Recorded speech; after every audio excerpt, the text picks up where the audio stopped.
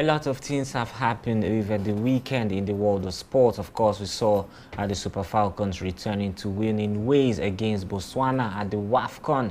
And of course, in the tennis scene, Rafael Nadal out of the Wimbledon. A lot more will be letting you know on your favorite program, Sports Recap on News TV. Good morning and welcome. I am Ainan Lubem.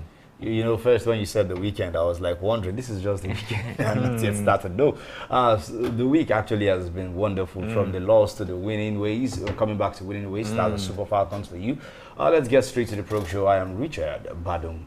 And of course, beginning from the local scene, Nigeria Super Falcons return to winning ways at the ongoing 2022 Women's African Cup of Nations in Morocco after beating Botswana 2-0 at the Stade Malou Hassan in Rabat on Thursday.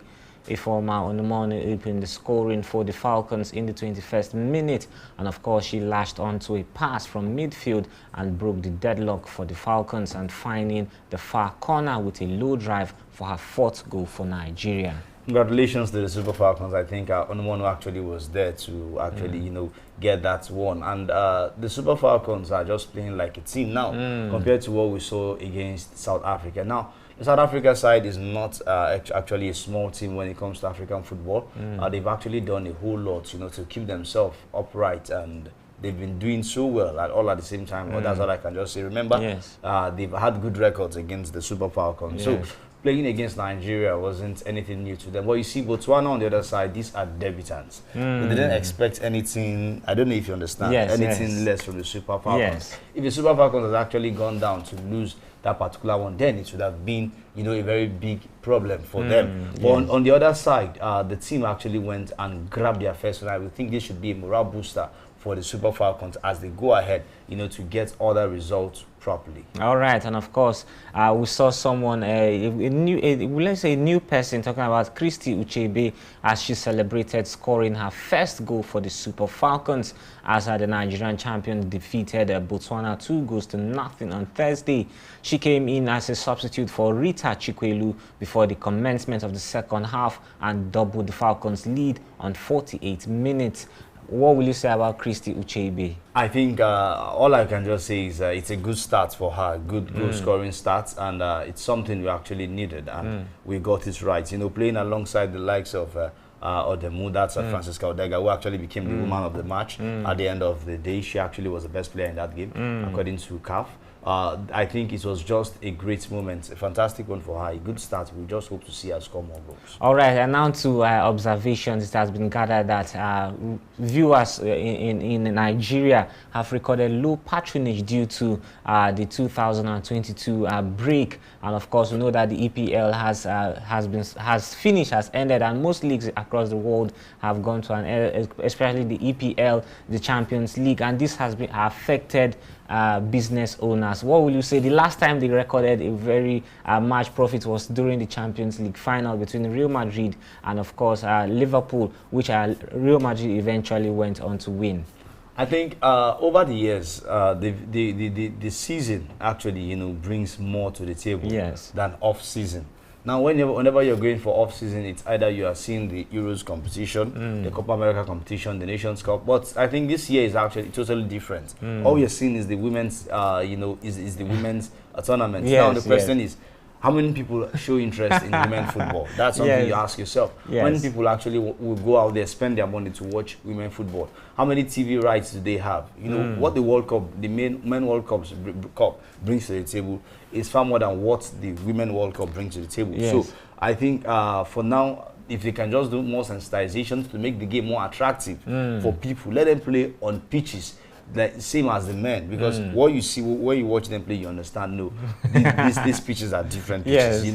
What where the men play are different from where the women play. I think if the women football body are ready, of course they will get things done. But for me, I think business, everyone is actually looking at it. Nobody wants to spend money where they won't get anything. We're talking about business. The Euros, women Euros that commenced just the day before yesterday against England and I think Austria, where they saw the record for the first time, a record history of the crowds coming. Yes, over 64,000 people. Is that not a good step in the right direction? Yes, it is a good step. I want to say something, Lubem. See, whenever you have a competition like this, the location matters a lot. This is England. This is Old Trafford. Yes. English people are crazy football lovers. You understand? So, and the three Lionesses actually have come out. They've actually begged for support.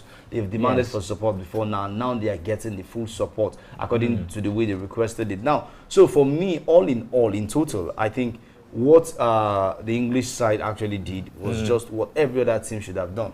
The first game against South Africa, a lot of Nigerians were interested in watching that game. Yes, you understand? Yes. But when they lost the game, they were like, we Nigerians usually lose patience. We usually lose patience. Now they've gone back to winning ways. We want to see them win the second game, and maybe when they qualify, we'll be able to say, okay, let's go back and watch them. But for the Euros, if the Lionesses give a bad result now.